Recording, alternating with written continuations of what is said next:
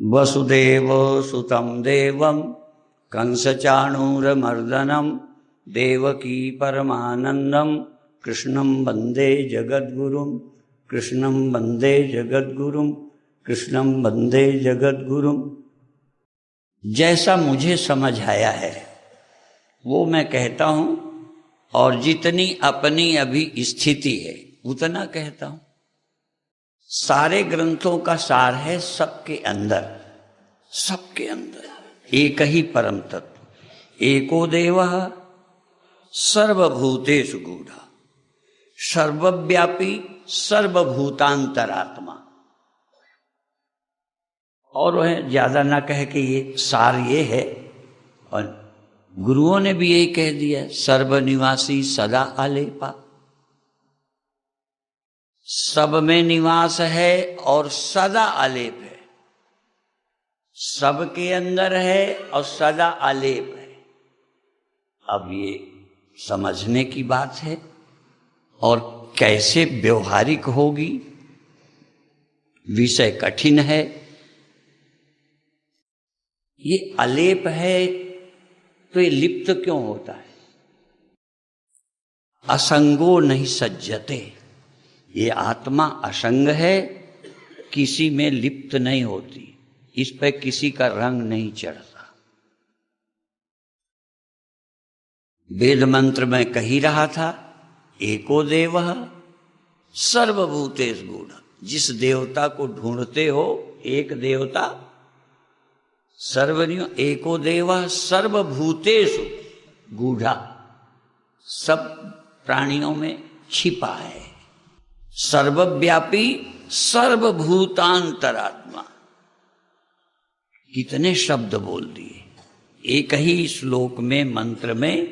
एको देवः सर्वभूतेषु गूढ़ः, फिर दोबारा कहा सर्वव्यापी, फिर और सर्वभूतांतरात्मा, सब प्राणियों की अंतरात्मा।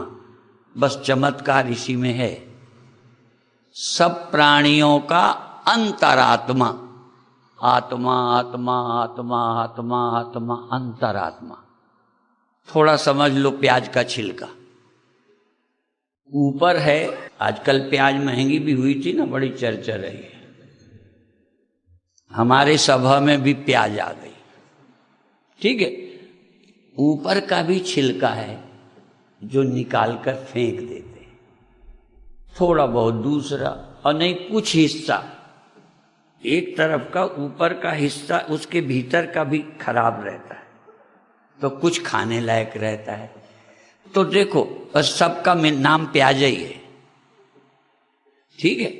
तो देखो ये जो देह है ये भी आपको अपना आत्मा लगता है, अपना आपा लगता है। तो ये निकालो पहले। फिर इंद्रियां आत्मा, देहात्मवादी, इंद्रियात्मवादी, मनसात्मवादी, बुद्धियात्मवादी, जीवात्मवादी और आत्मवादी या ब्रह्मात्मवादी।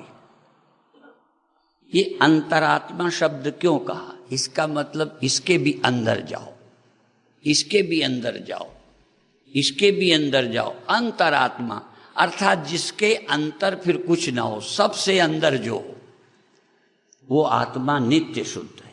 ये मन में भी गड़बड़ हो जाती है, कितना शुद्ध करो। कुत्ते की पूंछ तेल लगा के रोज ऐसे ऐसे लंबी करो, सीधी करो, और छोड़ दोगे तो फिर टेढ़ी। कितना आलेप करें। चलो हम दुखों से राग द्वेष छोड़ दें। राग द्वेष छोड़ दिया, तुमसे जलते नहीं, तुम्हारी प्रतिष्ठा से दुख नहीं, समझा लिया।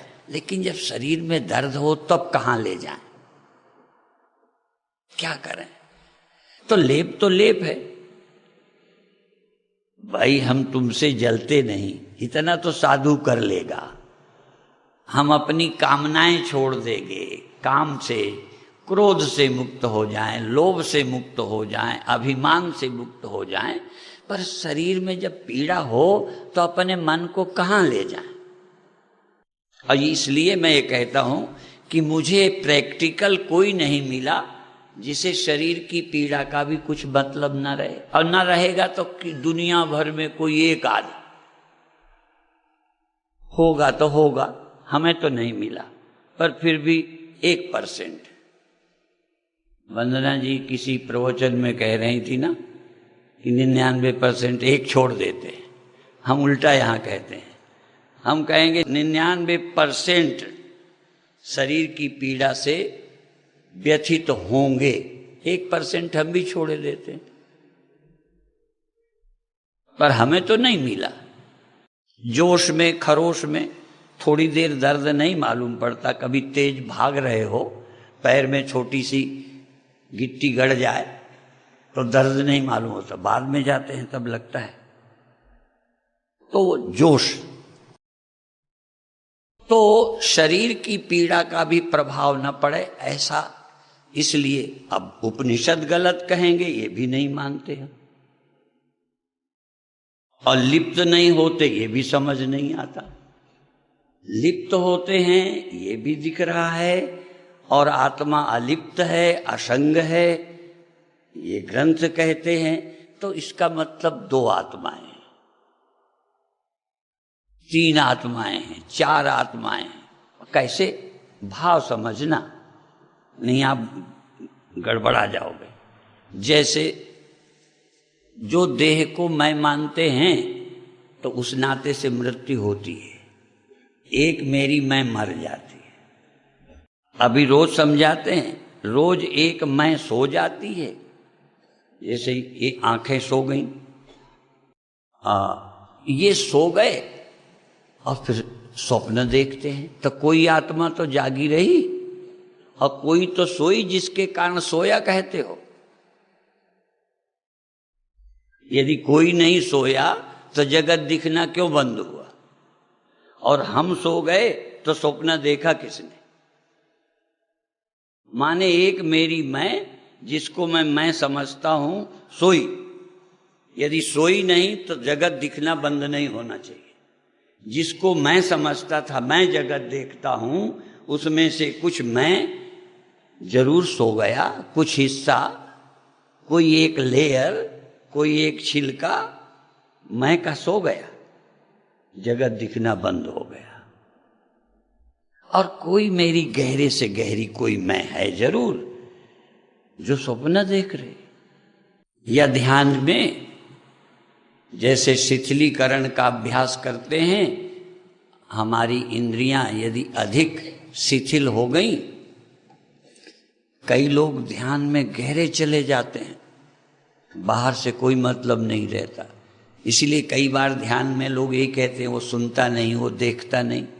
ऐसे कई हमारे ध्यान के साधक रहे हैं जिनको हमें उठाने में दिक्कत होती थी, ध्यान से बाहर लाना मुश्किल होता था, गला दबाते थे, कान में शोर करते थे। तो जरूर यदि निद्रा में हम जाते हैं तो ये सो जाती हैं, ध्यान में भी ये सो सकती है। ध्यान में हमारी इंद्रियां सो जाएं, हमारा मन अमन हो जाए। मनस्यमनी भावे द्वैतम नैवोपलभ्यते। मन जब अमन हो जाता है तो बाहर की स्मृतियां, कल्पनाएं शांत हो जाती। जैसे सुषुप्ति, स्वप्न और जागृत। सुषुप्ति ज्यादा सो गए, माने कोई एक और चीज है जो स्वप्न में नहीं सोई थी, वो गहरी नींद में वो भी सो गई। एक लेयर जागृत की, एक स्वप्न की, एक सुषुप्ति की। पर सुषुप्ति में यदि पूरा कोई सो जाता तो कैसे गया? जगाया किसने? सोने में बाहर वालों ने जगाया नहीं। गहरी नींद में सोया हुआ कैसे जग गया? कोई एक प्रक्रिया वहां भी चलती रही। जैसे सोने में हमारे प्राण काम करते रहते हैं, ये तो सबको पता है। हृदय धड़कता है, रक्त संचार होता है, प्राण यथावत काम करता रहता है। तुम्हारी बुद्धि की, तुम्हारे जगने की प्रतीक्षा नहीं करता, बल्कि एक बात आज नई आ रही है तो पुरानी, पर सोच के नहीं आया था, वो भी बोलने का विषय आ गया। कहते तो लोग हैं कि वृक्षों में भी भय होता है, पे मान लेते हैं, चलो उनको डर नहीं लगता। पर जानवर चारा खा रहा है और लेके डंडा दौड़ो तो डर जाता है। कई लोग गायों भैंसों का दूध निकालने के लिए उन्हें बहुत दंड भी देते हैं। तो जब वो जीभ निकालती है भैंस, डरती है, तो उसकी श्वास की प्रक्रिया, अंदर रक्त संचार की प्रक्रिया जरूर बदल जाती होगी। ये मनुष्य में सबसे ज्यादा है। आपके हृदय की धड़कन अभी जो कुछ है, एक बंदूक लेके आ जाए, फिर आपके हृदय की धड़कन नापी जाए, ब्लड प्रेशर, रक्त संचार बदल जाएगा। इसका मतलब पेड़ में जितना नेचुरल श्वास प्रश्वास होता है, जैसे हमारा नेचुरल श्वास प्रश्वास चलता है हमारा, पर हमारा बदल जाता है दुख में, भय में, चिंता में, क्रोध में, ईर्ष्या में। इसलिए अध्यात्मवादी उल्टा मानते हैं, पर मैं आज कह दूंगा, भले मेरे पर भी खिलाफ पड़ जाए। लोग कहते हैं ज्ञानी को बीमार नहीं होना चाहिए। क्यों? हमारा रोग, हमारे ब्लड प्रेशर, हमारा रक्त संचार और हमारा देह हमारे मन से प्रभावित होता है। और मन में यदि भय नहीं है, मन में यदि चिंता नहीं है, मन में किसी से ईर्ष्या नहीं है। एक सिंधी बहुत अच्छे संत हुए हैं, जेपी पासवान। मैं अमेरिका में था तो उनके आश्रम में एक सीडी उनकी चलती थी। तो उन्होंने एक उदाहरण दिया कि एक माता का स्वास्थ्य बिगड़ा रहता था, काफी किया गया और ठीक नहीं हो रही थी। तो उन्होंने उस देवी से पूछा कि तुम किसी से ईर्ष्या तो नहीं करती हो, किसी से तुम्हारे हृदय में जलन तो नहीं रहती? तो पहले फिर उन्होंने ख्याल किया, कहने लगे तुम उनसे जलना बंद कर दो, ठीक हो जाओ। हमारा जो मन है जब अंदर दुखी होता है तो सारा रक्त दूषित हो जाता है, हमारा शरीर उससे प्रभावित होता है। और जानते हो, ये बंगलौर इसकी ही प्रक्रिया है। इसलिए वो सारा अध्यात्म शरीर को स्वस्थ करने में लगाते हैं। यदि हम सावधान नहीं रहेंगे, जबकि आजकल वेदांत पढ़ने वाले निंदा, स्तुति, फलाना ढिमाका, आज अभी हम ऊपर हंस रहे थे। यहाँ स्वस्थ होने की बात है तो हमने हंसी में कहा कि हमने कहा हमारे महात्मा तो बीमार होके ही मरेंगे। एक महात्मा भी हॉस्पिटल गए हैं, मैं रोज उनको देख रहा था कि इनका पेट इतना बड़ा है, पेट टाइट है, मुख सूज रहा है, और मंडली में जा रहे हैं, खाना चालू है। ये इसलिए मैं बता रहा हूं दोनों बातें कि हम कहीं न कहीं जबान के कारण बीमार हैं।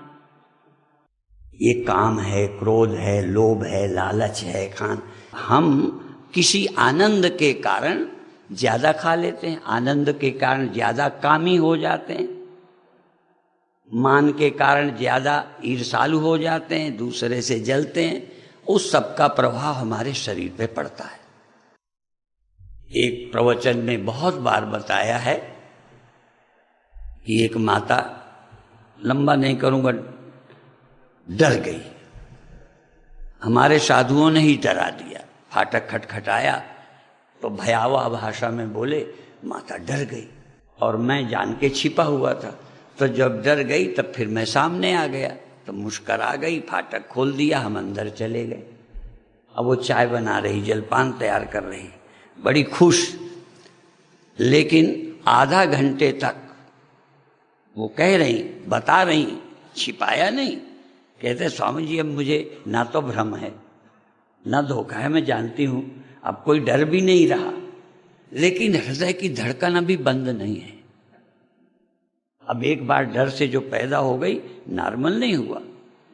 वैज्ञानिक लोग रिसर्च करते हैं, दोनों चूहों को एक जैसा खिलाया गया, बंगलौर में रिसर्च होती रहती है मनुष्यों पर वो चूहों पर था।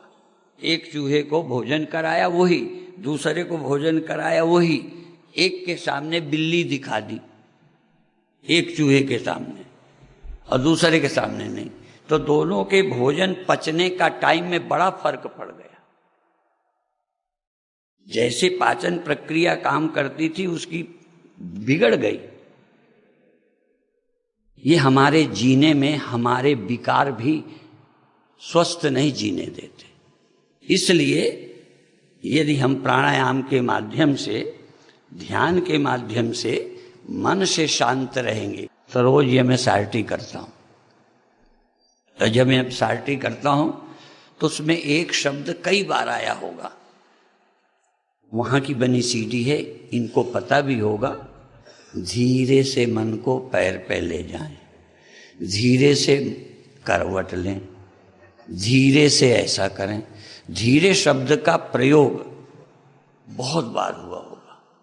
मैं पहले सोचने लगे धीरे का ज्यादा क्यों कहते हैं। आप सब कुछ, गुस्सा भी जल्दी होते हैं, कोई कहे धीरे से गुस्सा हो, कोई कहे धीरे से बोलो। अब धीरे से बोलना याद रहेगा जब गुस्सा आएगी।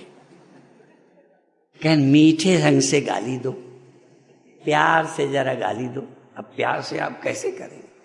छोटे बच्चे को तो जरूर प्यार से यूं करते थे, अब गुस्सा में कहो प्यार से मारो। ये आपका मन बड़ा विचित्र है।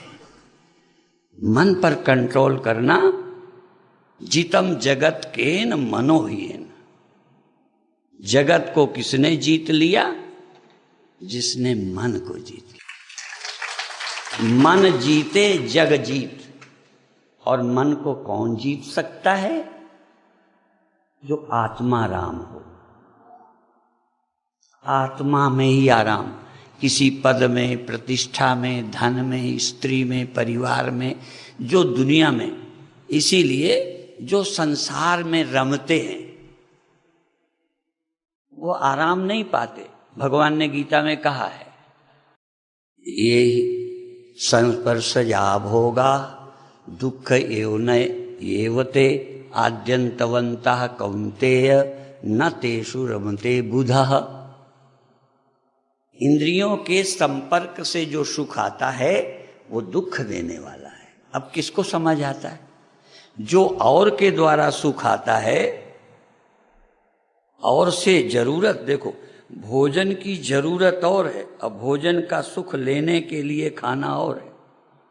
इसलिए ये सब लोगों को मालूम है कि तुम जीने के लिए खाते हो कि खाने के लिए जीते हो। तो जीने भर को आप सुखी होने के लिए शादी करते हो या सृष्टि चलाने के लिए? जानवर सृष्टि चलाते हैं, इसके अलावा उनमें नहीं। आप कपड़ा जरूरत के लिए पहनते हैं।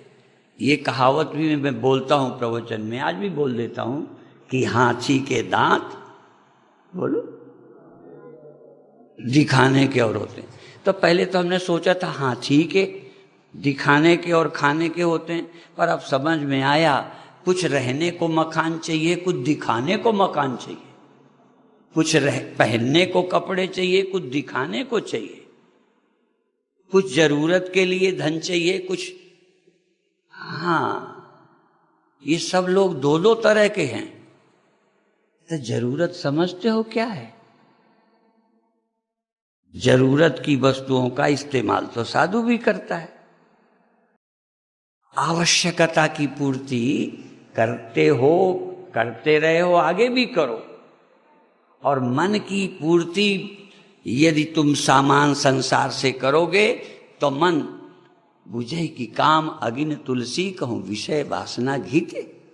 मन को तृप्त तुम संसार से करोगे तो मन तृप्त हो आत्मा में, सुमिरन में, ध्यान में, और शरीर की जरूरतें दिखावा के लिए नाटक न करो। जितना जरूरी है कपड़ा पहन लो। अब ठंडी लग रही, कप रहे पर साधु बाबा त्यागी है। अब ये भी गड़बड़ाई है मामला। कपड़ा ही दिखाने के लिए नहीं होता, त्याग भी दिखाने के लिए होता है। जल्दी नहीं समझ पाओगे। जितना हमें जरूरी नहीं है उतना त्याग। अब त्याग ठीक है, कपड़ा नहीं, हमें ठंडी है, कपड़ा नहीं ओढ़ते, रजाई नहीं ओढ़ते। आप भी तो त्यागी हो। गर्मियों में रजाइयां बांध के धर देते हो ना त्यागी। अब ठंडी लग रही है, तुम टिटिर टिटिर कर रहे हो, क्यों त्यागी बन रहे हो? तो दिखाने का ना तो संसार चाहिए और ना दिखाने वाला त्याग चाहिए। यदि दिखाने के चक्कर में पड़ गए तो बस लौट नहीं पाओगे। ये लंबा है। फिर उससे ज्यादा बड़े त्यागी भी बड़े होते हैं, त्यागी भी बड़े होते हैं। जैसे धनी बड़े होते हैं, बड़े छोटे होते हैं कि नहीं? धनी जैसे बड़े छोटे धन में होते हैं, पद में होते हैं, बड़े छोटे त्यागियों में भी होते हैं, साधुओं में भी होते हैं। ये बड़ा छोटे का चक्कर बहुत लंबा है। ये जो अंतःकरण है सबके अंदर अलेप विद्यमान है। मेरे सूत्र पर आ जाओ। सब में अंतरात्मा एक जैसी है। पापी के अंदर भी अंतरात्मा सबके अंदर बिल्कुल एक जैसी है, जरा भी फर्क नहीं। अंतःकरण में जो चैतन्य प्रतिबिंबित होता है, जो चैतन्य आभाषित होता है, ये जीवात्मा, ये चिदाभास,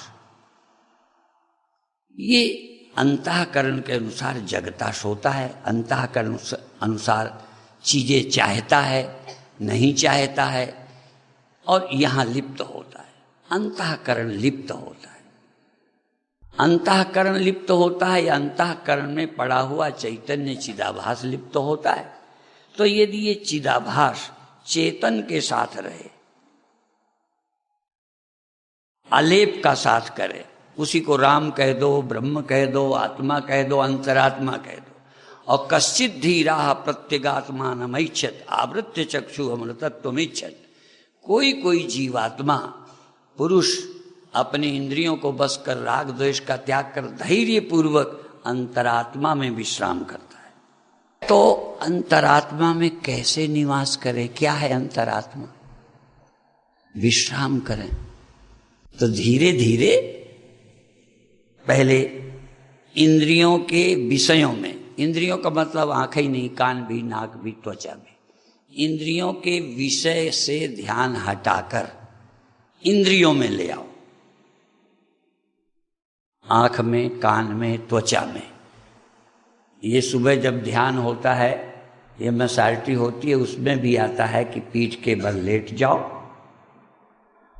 और पीठ में जो सेंसेशन, स्पर्श, जो भूमि का स्पर्श होता है वस्त्र का, उस स्पर्श का अनुभव करो।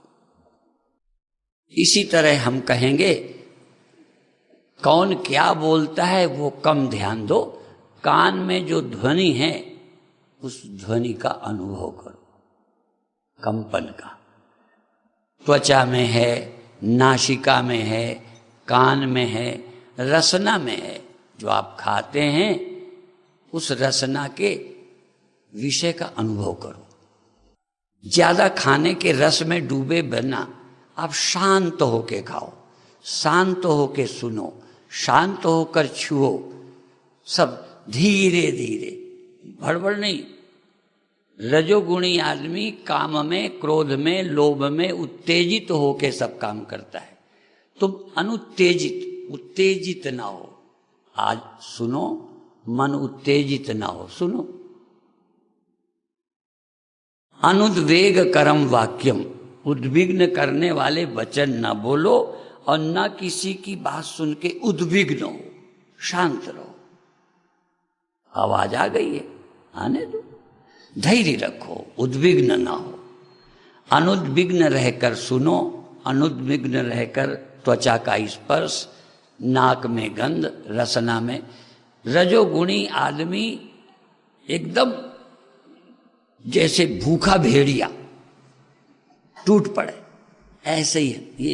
ये बलात्कार क्या है? शांत मन वाला व्यक्ति, शांत वाला उत्तेजित नहीं होता। वो दूसरे, माताएं बच्चे को डांटती हैं, मारती हैं, थोड़ा बहुत चलेगा, पर इतना मारती हैं जितना नहीं मारना चाहिए। आप उत्तेजित हो गए, बच्चे से गुस्सा हो गए बहुत ज्यादा। क्या बच्चा, तुम इतने सयाने हो के नहीं किसी की समझ से चल पाए, नहीं मानते हो, हम लोगों की बात नहीं मानते, अब तुम्हारा छोटा बच्चा नहीं माना तो उसे ऐसे मारना। और एक उदाहरण अक्सर देता हूं, जब पिता मारेगा, चूंकि पिता गुस्सा है, जरूरत तो गुस्सा है, तो मां रोकती है, मार डालोगे, अच्छा बच्चा है, भूल तो होती ही रहती है, ठीक है। पिता को गुस्सा है तो मां समझदार है, और जब मां को आ जाता है तब बाप समझाता है। जिसको आता है वो समझते ही नहीं, अर्थात कामना वाला अंधा हो जाता है। दूसरा ठीक, वो कोई बहुत अच्छा नहीं है, पर इस समय वो तुमसे अलग है, लिप्त नहीं है, उसको समझ आता है। जब तुम अपने मन को भी तटस्थ होके देखने लगोगे, समझने लगोगे, तब समझोगे ये जिस पर गुस्सा हो ना, तुम्हारा मन क्या ठीक है? मन को ऐसा होना चाहिए क्या? दूसरे को ज्यादा पर उपदेश कुशल बहु तेरे, जे आचरण ते नन्ना घरे। असल में तुम अपने इंद्रियों को देखो, तुम अपने मन को देखो। जैसे आवाज आ गई, ठीक है, तुम्हारे मन को क्या हुआ? हमारे पास इंद्रियां भी हैं, हमारे पास मन भी है, हमारे पास बुद्धि भी है। अब बुद्धि उस समय मन से प्रभावित हो गई, बुद्धि से मन प्रभावित नहीं है, भाई शांत रहना चाहिए। तो ये जो सीख रहे हो, ये ले जाना, कैसेट लगाना। हम अभी भी कैसेट से ही करते हैं MSRT, जबकि महीनों वहां रह आए हैं, क्योंकि लगा लिया बस। तो इसी तरह धीरे धीरे क्या अभ्यास करो, शोर हो रहा है, कान में आवाज आ रही है, आप शरीर शिथिल हो गया है, मन शांत हो गया है, उत्तेजना का सवाल ही नहीं है। अब उस समय ध्यान रखना, उठना भी तो धीरे से करवट करके उठना। अच्छा, कोई तुम्हें गाली दे और तो तुम धीरे से उठ के आराम से जाओगे? सही बताओ, ये आराम महामंत्र है। उत्तेजित नहीं होना, जल्दबाजी नहीं करना, धीरे से करना। धीरे धीरे का मतलब अंदर आप सतर्क हो, धीरे से बोलने का मतलब सतर्क हो। श्वास को आराम से लेना, छोड़ना, ऐसे ही लेना, ऐसे ही छोड़ना। इसीलिए क्रोध में श्वासें बदल जाती हैं, काम में श्वासें बदल जाती हैं। उस समय आप सुख में डूब गए, श्वासों को भूल गए। सुख की श्वासें लो, ध्यान की श्वासें लो, शांति से श्वासें लो। आप जानते हो, कई लोगों ने मुझे बताया, इसलिए उसी विषय को मैंने थोड़ा ले लिया। कई लोग कहते हम करते तो थे, पर जितना विधि से यहाँ किया, जितना यहाँ लाभ हुआ, कैसे श्वास लेना, कैसे ध्यान से लेना, शांत रह के लेना, हाँ, तो हर काम। फिर धीरे धीरे पूरा जीवन तैरना सीखो। किस समय के लिए? कि जब अचानक बाढ़ आ जाए, जब बाढ़ आ जाए तो डूब जाए और रोज तैरते रहे। तो ये जो ध्यान का अभ्यास है, ये समझो सीख रहे हो। जब घर में कोई बात हो तो ना धीरे से एक चुटकुला सुना के समाप्त करते। चुटकुला है, एक आदमी कहीं से सौदा खरीद लाया लाखों का, और जिस तारीख तक देने का वादा किया देने नहीं गया। तो उन्होंने फोन किया, तो फिर कह दिया आऊंगा। फिर तीसरे बार किया, जब उसने तीसरे बार फोन किया तो हुआ क्या, इसलिए गाली देनी शुरू कर दी। हुआ क्या, उस बार कोई नए आदमी ने फोन मिला लिया, इसने समझा ये वही है, तो गाली देनी शुरू कर दी, खूब गाली देनी शुरू कर दी। तो सोच रहा था कि इससे मेरा लेन देन तो है नहीं, सौदा कोई खरीदा नहीं, कोई मतलब नहीं, ये गाली क्यों दे रहा है। तो उद्विग्न नहीं हुआ, क्योंकि उसे पता था कि मैंने लिया नहीं। तो कहने लगे, तो उसने धीरे से पूछा कि तुम्हारा नाम क्या है? कहने फलाना। कह नंबर क्या है? तो कहते सारी रॉन्ग नंबर, नंबर ही गलत हो गया, लग गया। कई बार हमारे पास भी फोन किसी के आ जाते हैं, हम आश्चर्य में पड़ते हैं। तो ऐसे ही आप जब कोई तुमको कुछ कहे तो ज्यादा जोर से ना कहो, मन में कह लो सारी रॉन्ग नंबर। जब तुम बुरे हो ही नहीं, कोई कहता तुम ऐसे हो फलाने हो, तो सारी रॉन्ग नंबर। और जब कोई कहे तुम मर जाओगे, श्राप दे दे, तो सारी रॉन्ग नंबर, मैं तो आत्मा हूं। ये नंबर तो शरीर के लिए है, मर जाना जी जाना। तुम ये हो, तुम ऐसे हो, कर मैं करता ही नहीं हूं, मैं अकर्ता भोक्ता आत्मा हूं और मैं अलेप हूं। तो जब कोई नंबर आए ना तो मैं अलेप हूं, मैं चिदाभास नहीं हूं, मैं मन नहीं हूं, मैं इंद्रियां नहीं हूं। और सचमुच है, इनके संपर्क के कारण तुम में मृत्यु भासती है, इनके संपर्क के कारण तुम में दुख सुख भासते हैं। तो व्यवहार के समय इन्हें ले लो, काम के समय इनसे काम लो। ऐसा नहीं कि काम नहीं लेना, बाकी इनको रख दो, दिन भर इनके साथ मत रहो, काम ले लो और इनसे मेरा कोई रिश्ता नहीं। दो तरह के मजदूर होते थे। एक मजदूर होते थे जो पूरे दिन रात आपके साथ रह के काम करते थे, आजकल वो उनको बोलते हैं बंधुआ मजदूर। और एक होते हैं कि काम किया, टाइम घड़ी से आ गए, अब चाहे तुम्हारा अनाज सड़े, चाहे छत कुछ हो, तुम्हारा काम हो ना हो, टाइम हुआ चले गए। तो आप देखो, अपनी इंद्रियों को बस टाइम भर के लिए रखो, इनको 24 घंटे अपने ऊपर लादे मत रहो, इनसे 24 घंटे काम नहीं, काम के समय इनसे ले लिया, फिर अपने आप में विश्राम करो। नहीं तो ये तुम्हें चैन न लेने देंगे, तुम इनको चैन न लेने दोगे। मजदूर को मालिक भी बैठने नहीं देता, वो बैठना भी चाहे तो काम लेता है। तो तुम इन इंद्रियों को विश्राम दो और तुम भी विश्राम करो। अपने आप में जाके निज सुख बिन मन लाहे की थीरा, परस की होय विहीन समीरा। आत्म सुख में डूबो, आत्म सुख की निज सुख बिन, हाँ, मन स्थिर नहीं होता।